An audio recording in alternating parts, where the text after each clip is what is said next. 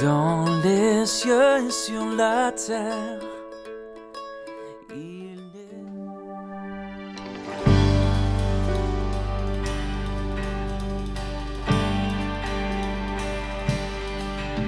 Un chant s'élève, les yeux se tournent vers toi,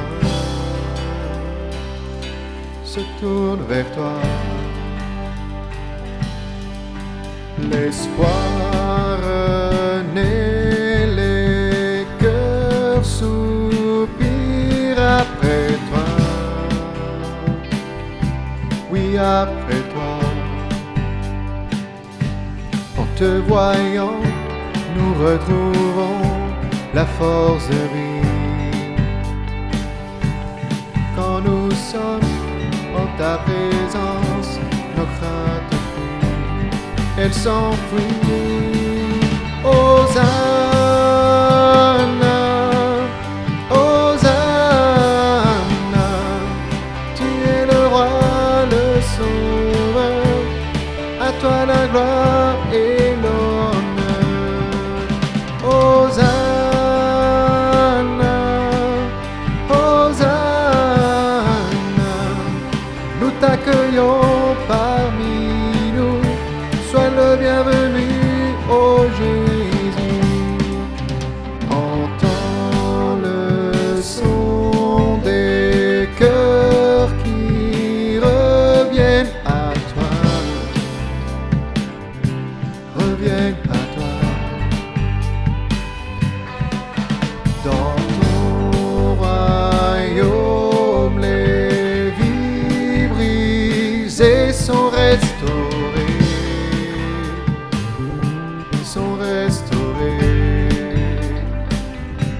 En te voyant, nous retrouvons la force de vivre. Quand nous sommes en ta présence, nos craintes fuient, elles s'enfuient. Hosanna, Hosanna, tu es le roi, à toi la gloire et l'honneur. Hosanna, Hosanna, nous t'accueillons parmi nous. Sois le bienvenu, ô Jésus. Hosanna, Hosanna, tu es le roi, le sauveur, à toi la gloire et l'honneur. Hosanna, Hosanna, nous t'accueillons parmi nous. Sois le bienvenu, ô Jésus. Nous t'accueillons parmi nous. Sois le bienvenu, ô Jésus. Nous t'accueillons parmi nous. Sois le bienvenu, ô Jésus.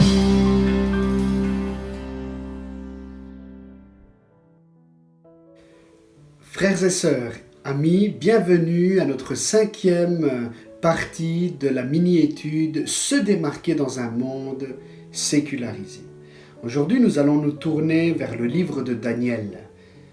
Nous allons voir ce personnage, cet homme de Dieu, ce prophète Daniel, comment il va se démarquer dans sa génération.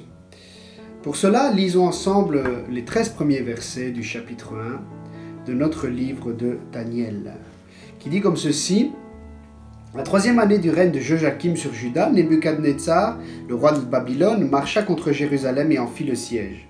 Le Seigneur livra entre ses mains Joachim, le roi de Juda, et une partie des ustensiles de la maison de Dieu. Nebuchadnezzar emporta les ustensiles dans le pays de Shinéar, dans le temple de son Dieu. Il les mit dans la maison du trésor de son Dieu.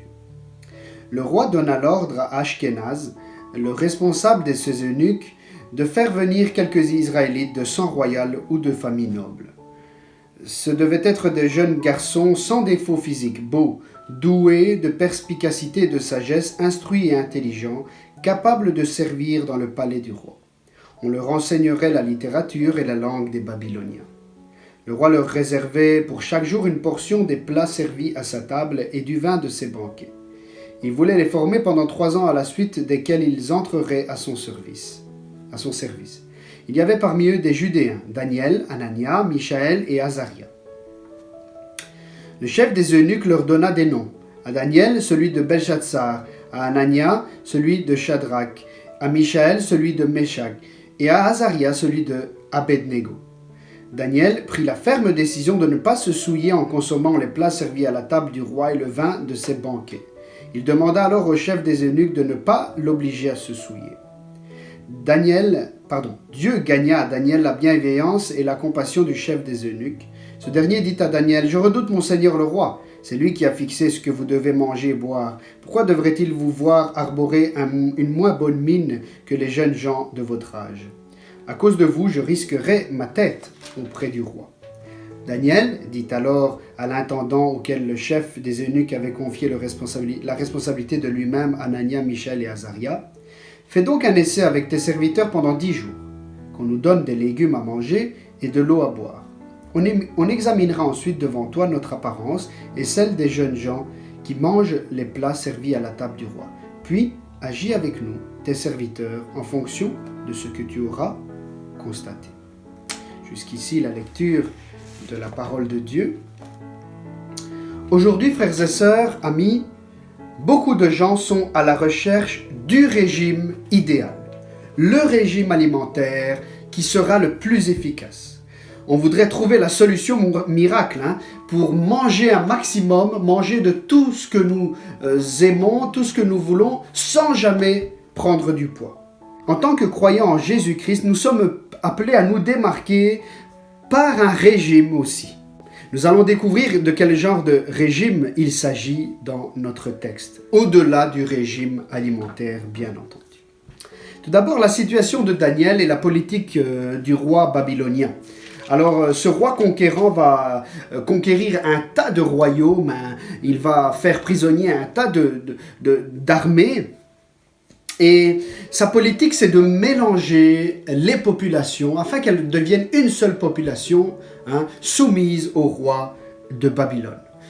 Une autre ligne de sa politique, c'est de s'entourer d'un maximum de scientifiques, on dirait aujourd'hui, d'intellectuels, qui sont à la pointe de la connaissance de l'époque, et donc il va s'entourer d'intellectuels de tous les royaumes qu'il a conquis. Et Daniel, ses amis, font partie de cette élite intellectuelle d'Israël qui va être appelée à servir à la cour du roi. Donc le roi va les former à son université à Babylone afin qu'ils puissent être aptes au service dans le palais royal.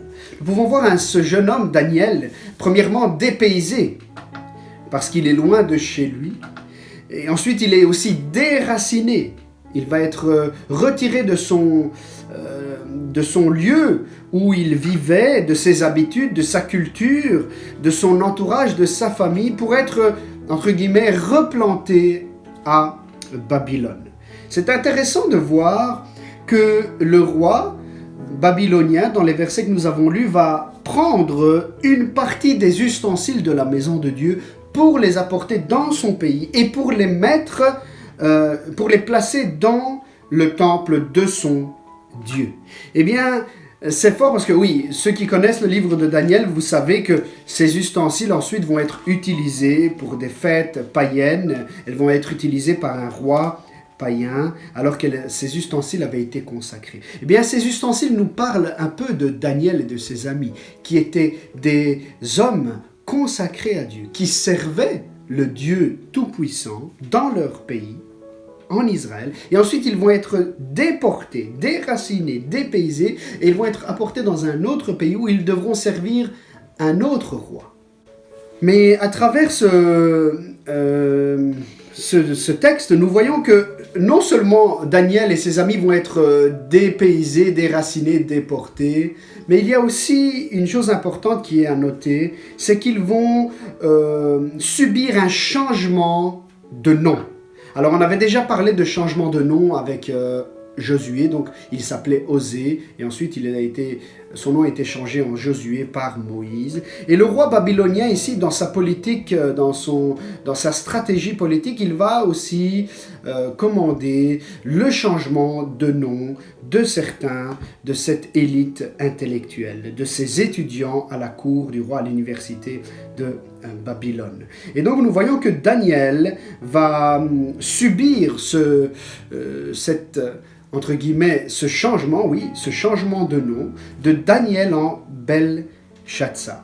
Alors c'est intéressant de voir que dans le nom Daniel, il y a la terminaison « El » qui rappelle le Dieu, qui rappelle donc le nom de Dieu. C'est ainsi qu'on disait Dieu en hébreu, donc Elohim ou El. Et c'est intéressant de voir que Daniel ne va plus donc s'appeler Daniel, mais Belshazzar. Et dans Belshazzar, il y a aussi la particule Bel qui fait référence à Dieu, mais pas le même Dieu. Donc de Daniel, qui signifie Dieu, donc sous-entendu Yahvé, et mon juge, il va passer à Belshazzar, qui signifie protège sa vie. Ou plutôt, d'autres commentateurs disent Madame, protéger la vie du roi. Donc en réalité, Daniel s'appelle Dieu, Yahvé et mon juge, et ensuite il va passer à cet autre nom, Belshazzar, qui est une prière à une déesse babylonienne. C'est pour ça qu'on dit Madame, c'est une déesse babylonienne, et la prière c'est Madame, donc déesse babylonienne, protéger le roi Nabuchodonosor. Alors c'est intéressant de voir aussi que plusieurs pays païens, peuples païens adoraient des déesses. Et à un moment donné, le peuple d'Israël va s'éloigner, va finir lui aussi par adorer une déesse que Jérémie nomme la reine du ciel. Et donc, bien sûr, c'est de la pure idolâtrie. Et nous voyons qu'aujourd'hui aussi, certains qui se disent chrétiens, adorent aussi une déesse qu'on appelle la Madone, la Vierge. Et donc, il la prie, il l'adore, il la servent, entre guillemets.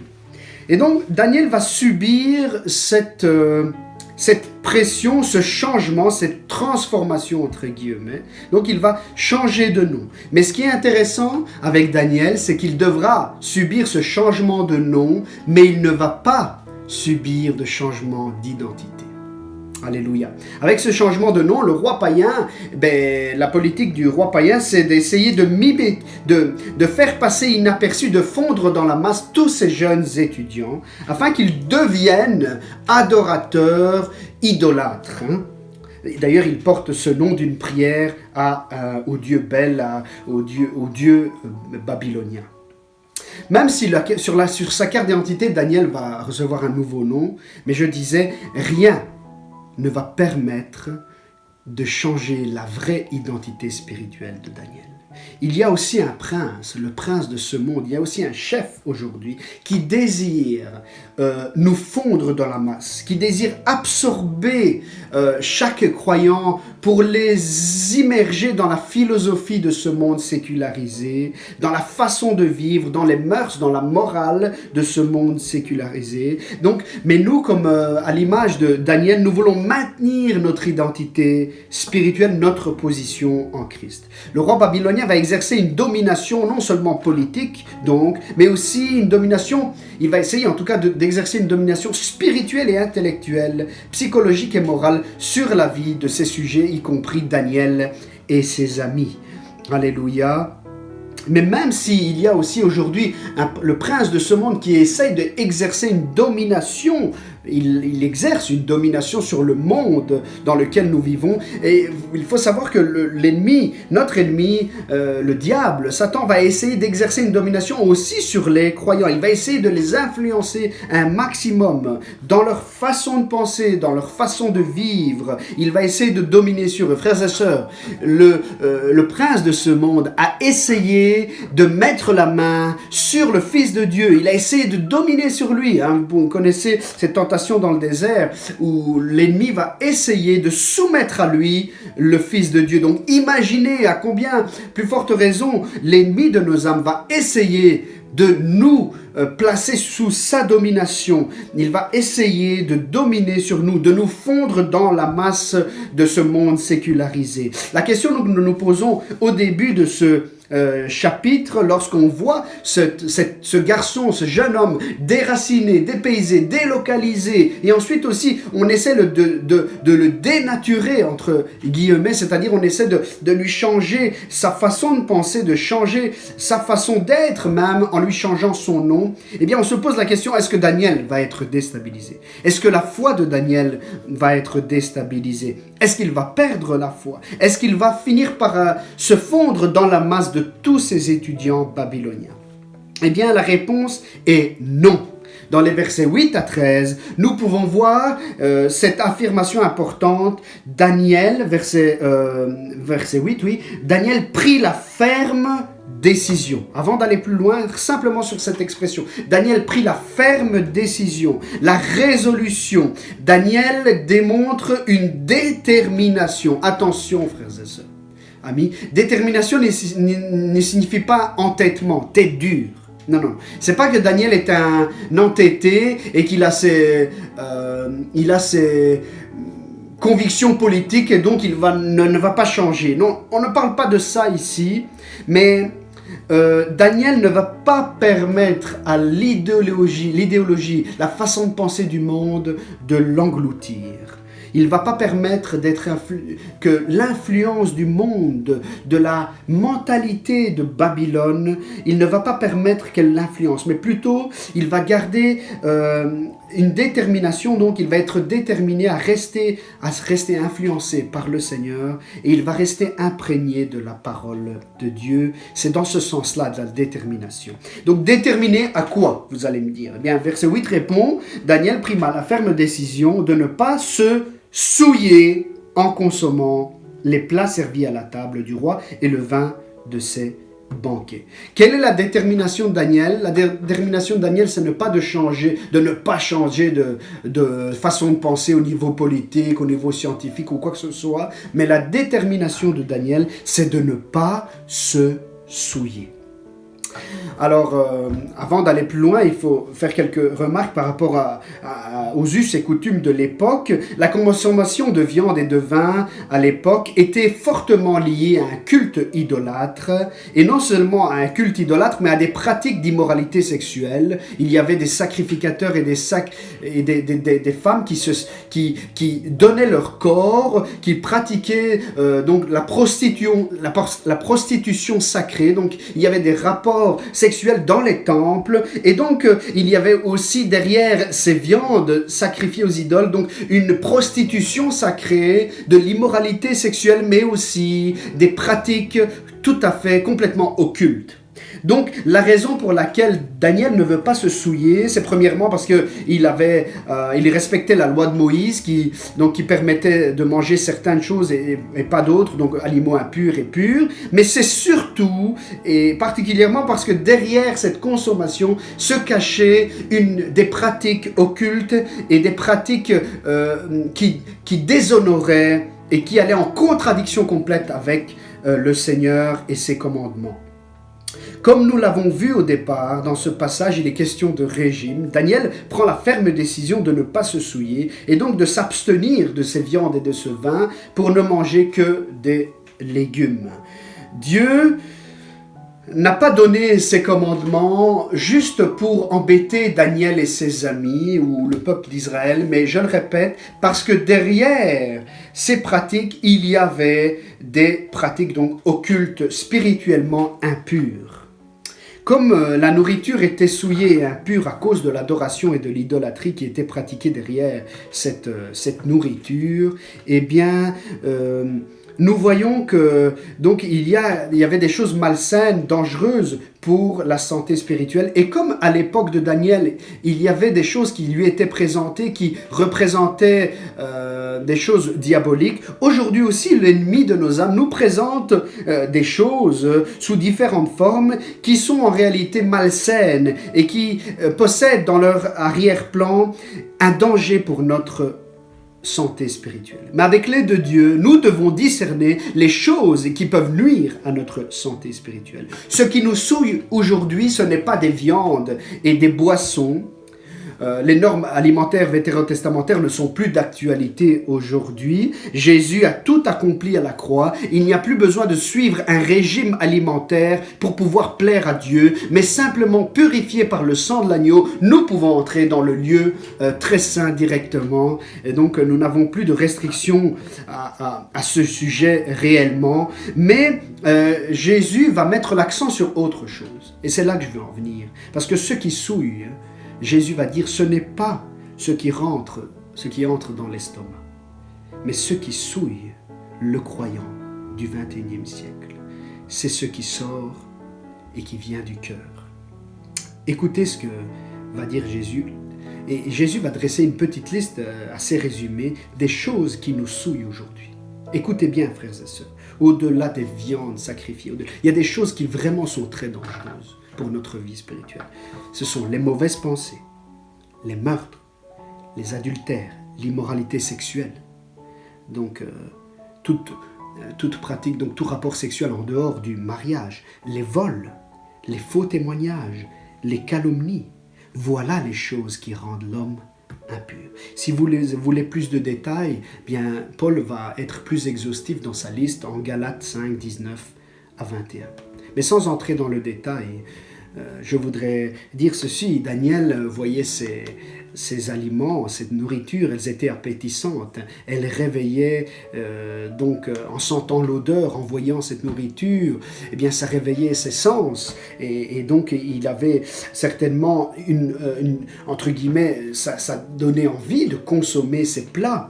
Frères et sœurs, aujourd'hui aussi, lorsque nos yeux croisent certaines images ou autre chose, ça éveille nos sens, comme l'odorat, la vue, le goûter, d'autres choses peuvent nous stimuler et éveiller, stimuler notre convoitise. Ces tentations qui nous sont présentées sous différentes formes aujourd'hui nous poussent à consommer pas des viandes, mais le péché, à satisfaire nos appétits charnel. Tout comme derrière cette nourriture appétissante se cachaient des choses impures, aujourd'hui derrière certaines images, certaines pratiques, certaines valeurs, certaines idéologies, certaines choses, certains comportements, derrière ces choses-là se cachent réellement de choses impures qui nous souillent. Et que frères et sœurs, si nous commençons à consommer ces choses-là, eh bien nous allons nous tomber dans un piège et ces péchés vont nous lier, vont nous tenir captifs, frères et sœurs, lorsque nous avons certainement déjà réalisé ça, quand nous péchons ensuite, nous sommes empêchés dans la présence de Dieu. Nous avons une certaine honte de nous adresser à Dieu, même parfois d'aller à l'église. Parce que le péché, ces choses-là même certaines choses qui semblent amorales, c'est-à-dire qui ne sont ni bonnes ni mauvaises, même d'autres choses qui semblent inoffensives, derrière cachent des péchés. Et quand nous consommons ces choses-là, quand nous allons vers ces choses-là, nous nous souillons spirituellement. Lorsque l'on parle de tentation, on parle, comme l'a dit Jésus, oui, d'adultère, d'immoralité sexuelle. C'est la première chose qui souvent nous vient à l'esprit. Et bien sûr, il ne faut pas négliger, il ne faut pas se taire par rapport à ces péchés d'origine sexuelle. Bien sûr, il y a aujourd'hui la pornographie qui fait des ravages.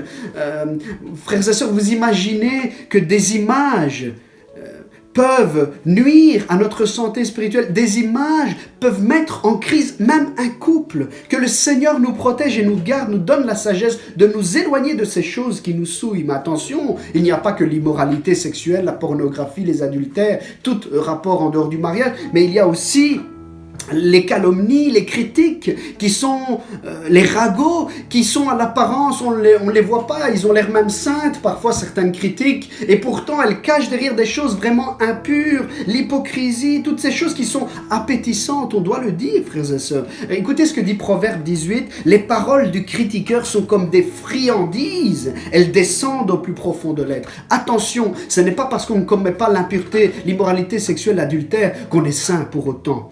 Oh, frères et sœurs, c'est plutôt ces petits renards, permettez-moi l'expression, qui détruisent notre vigne, notre cœur. Ce sont ces petites choses, les critiques, l'hypocrisie, des petits mensonges, les ragots, les calomnies. Ce sont ces choses qui détruisent notre cœur, qui souillent notre cœur. La colère, la méchanceté, la tentation parfois de perdre la maîtrise de soi et d'être violent en parole ou même physiquement. Que le Seigneur nous garde, frères et sœurs. Je répète, ce qui nous souille aujourd'hui, ce n'est pas de la viande ou du vin, mais c'est ces mauvaises choses, ces péchés. Alléluia. Comme Daniel, que nous puissions être animés du même esprit, déterminés à ne pas nous souiller, à ne pas accepter les valeurs du monde, à ne pas accepter les idéologies du monde qui rabaissent les valeurs morales, qui rabaissent toutes ces choses. Tout devient juste et normal, alors que l'hypocrisie, la méchanceté, le mensonge sont des choses qui doivent être bannies de notre vie afin de ne pas être souillés. La tentation de consommer ce qui est interdit. Depuis la nuit des temps, l'homme est attiré vers l'interdit. L'homme est attiré vers le danger. Adam et Ève vivaient dans un paradis terrestre. Et sur quoi ils ont été attirés à la fin, quand nous voyons en Genèse, c'est justement sur la seule chose qui leur avait été interdit. Ils ont transgressé la loi de Dieu. Mais Daniel est un bon exemple.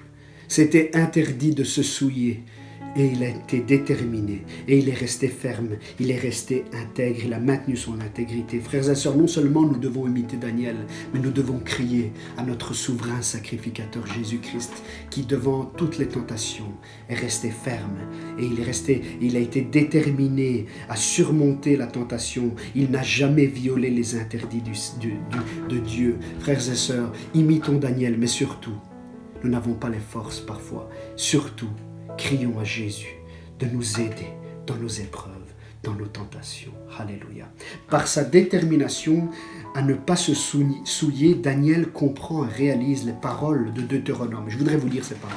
Restez attentifs. Il t'a humilié. Donc Dieu t'a humilié, Dieu dit à Israël. Dieu t'a fait connaître la faim et il t'a nourri de la manne que tu ne connaissais pas et que tes ancêtres non plus n'avaient pas connu, afin de t'apprendre que l'homme ne vit pas de pain seulement, mais de tout ce qui sort de la bouche de l'Éternel. Nous ne devons pas vivre, frères et sœurs, une vie de privation comme des moines qui font une promesse d'abstinence, mais nous devons vivre comme des enfants de Dieu qui recherchent le bonheur en Dieu et qui recherchent en Dieu tout ce dont il a mis à notre disposition. Ce serait une vie triste de vivre dans l'abstinence, de vivre dans une mentalité que tout est péché, tout est dangereux. Nous voulons vivre une vie d'enfants de Dieu épanouie, frères et sœurs. Recherchons sa présence, ses bénédictions. Le verset que nous avons lu en Deutéronome, c'est bien ça. Il n'y a pas que les appétits charnels, il n'y a pas que les besoins physiques à satisfaire dans notre vie. Il y a d'autres besoins, plus hauts, plus importants. C'est nos besoins spirituels, les besoins de notre cœur. Nous pensons parfois que les besoins de notre cœur peuvent être satisfaits par des choses matérielles, physiques, par des plaisirs.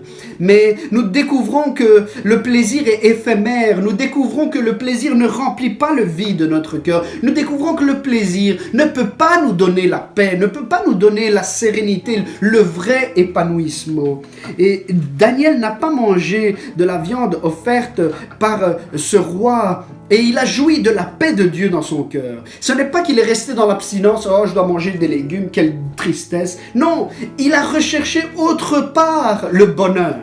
Il a recherché autre part la satisfaction. Il a recherché la satisfaction dans le fait de plaire à Dieu, dans la paix avec Dieu. Comme c'est bon d'agir et de vivre en sachant que Dieu est satisfait, que Dieu, bien sûr, la justice de Dieu est bien haute, mais en vivant en paix. Daniel a recherché, au lieu de rechercher les mets, les nourritures du roi, il a recherché la communion avec le roi des rois. Il a développé une vie, un style de vie de prière, d'intimité avec Dieu. Plus loin, dans le verset 17, on va voir que Daniel sera capable d'interpréter les songes. Pourquoi, frères et sœurs? Pas parce qu'il est meilleur qu'un autre, bien sûr, Dieu l'avait choisi pour ça, mais parce qu'il restait en contact avec le Seigneur, parce qu'il avait recherché, au lieu de rechercher les plaisirs du monde, il était à la recherche des bénédictions spirituelles, des dons de Dieu. C'était un don que Dieu lui avait conféré de pouvoir interpréter les songes. Écoutez ce que dit Ésaïe à Cyrus. « Je te donnerai des trésors dissimulés par les ténèbres, des richesses cachées, afin que tu reconnaisses que je suis l'Éternel, celui qui t'appelle par ton nom. » Dieu a en réserve des bénédictions, des trésors cachés.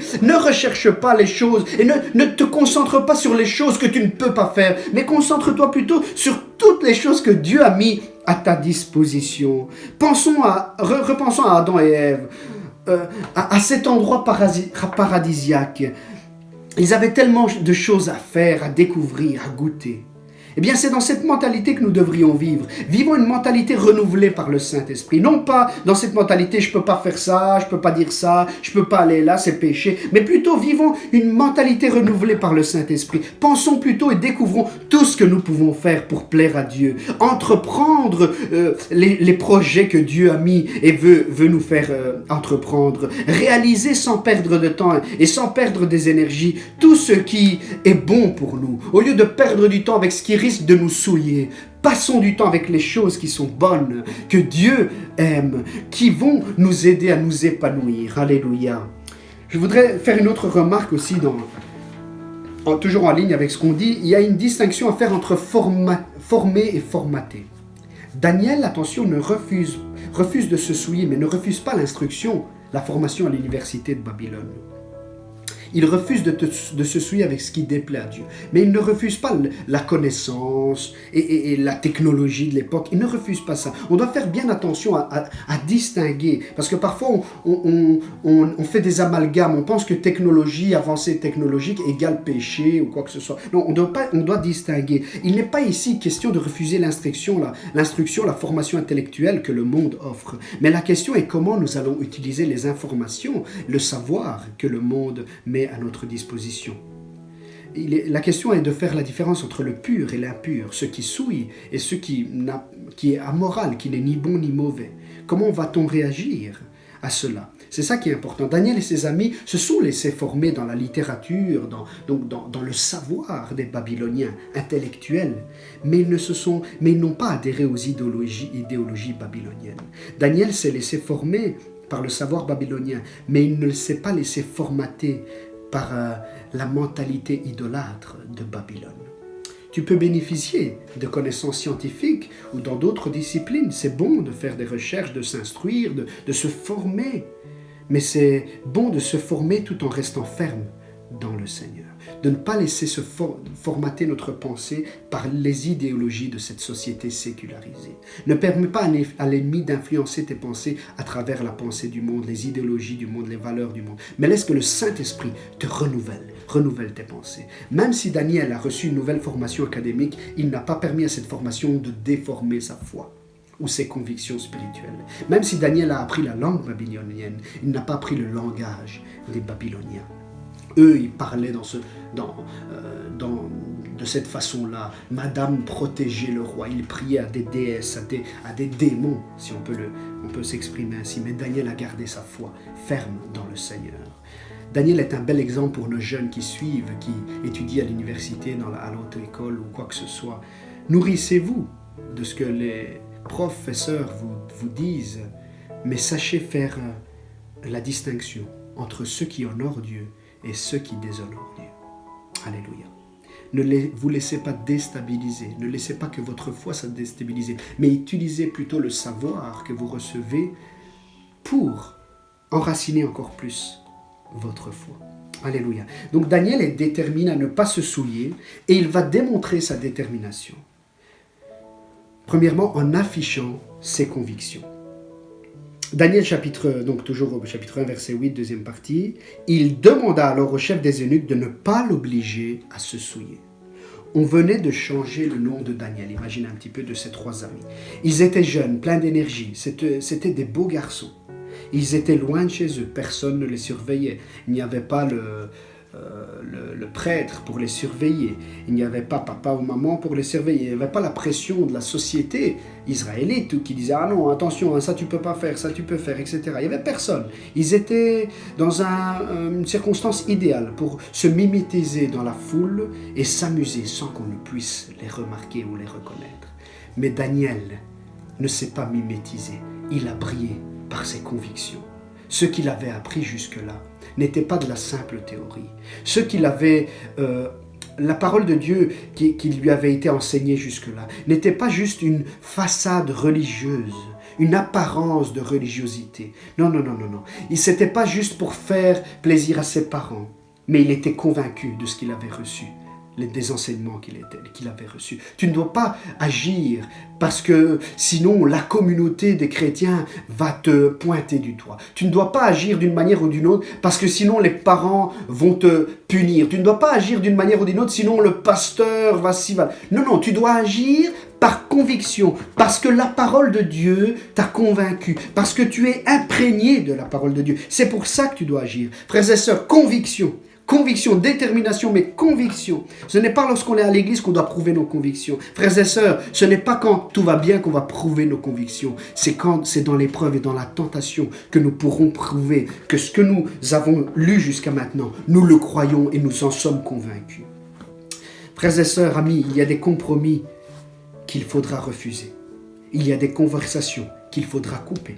Il y a des contextes desquels nous devrons nous écarter. Il y a des choses qu'il faudra dire. Il faudra à un moment ou l'autre afficher nos convictions. Daniel était déterminé à ne pas se souiller, à afficher ses convictions, mais aussi, versets 11 à 13, à prendre des risques. Daniel a osé introduire une demande de dispense par rapport aux nourritures offertes qui venaient de la table du roi. Notons que Daniel ne va pas demander à l'eunuque « Est-ce que tu peux construire un monastère ou est-ce que si on te paye, tu peux nous aider à fuir de cette ville ?» Non. Daniel ne va pas faire ces choses-là. Dieu ne nous a pas demandé de nous enfermer dans un cloître. Il ne nous demande pas de fuir la société. On vit dans ce monde. Jésus va le dire.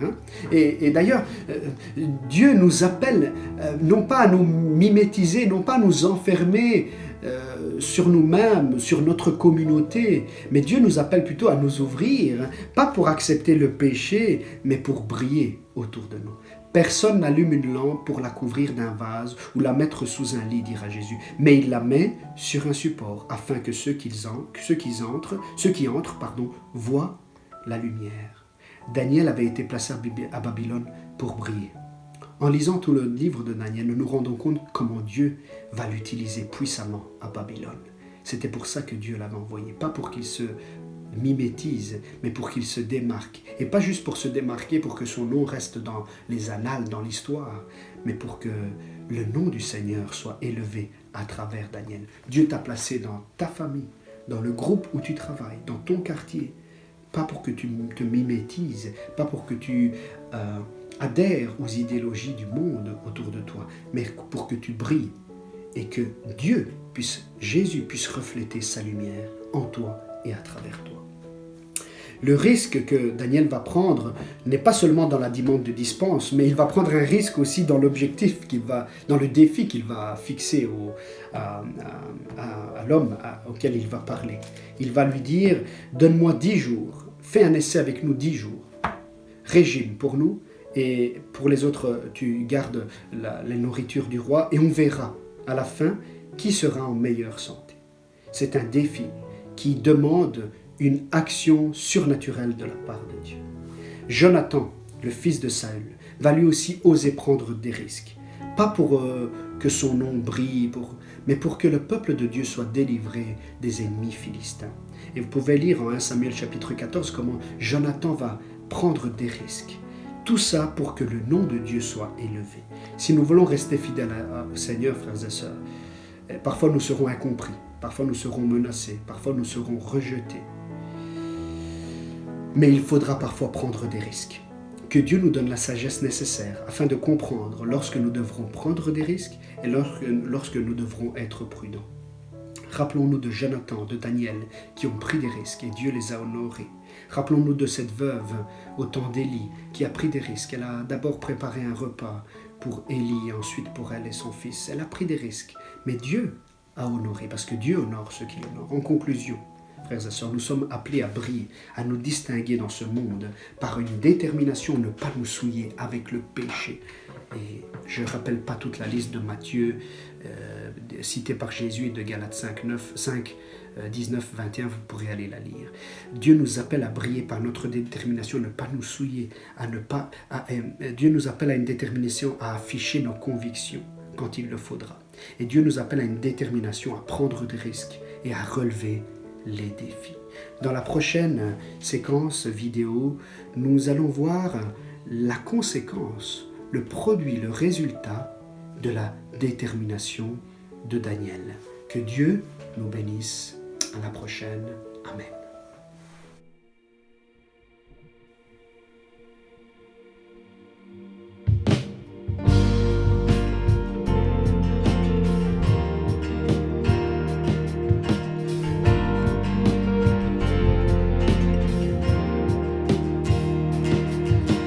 Me voici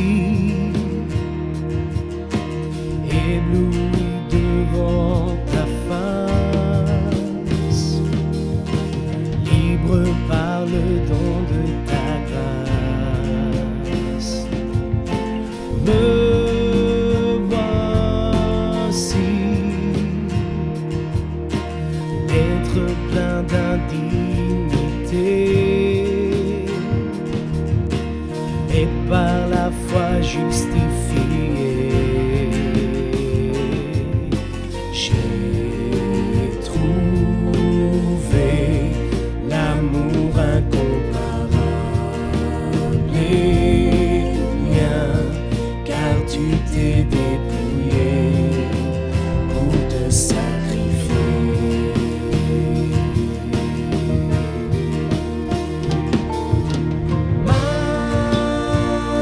Majesté,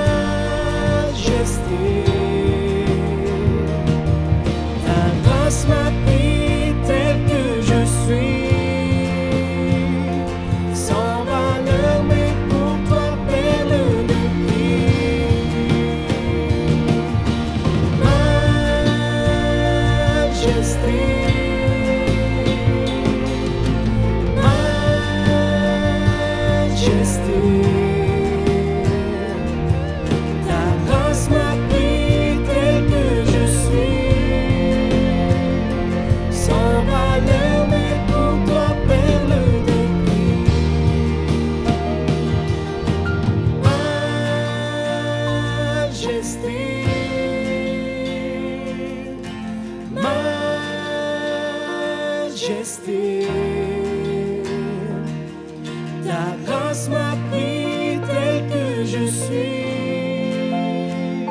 sans valeur, mais pour toi, perle de prix.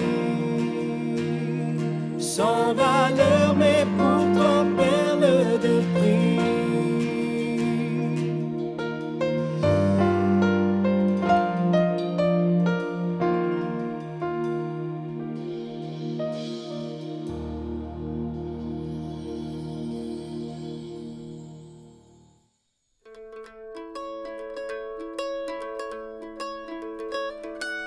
Dans les cieux et sur la terre,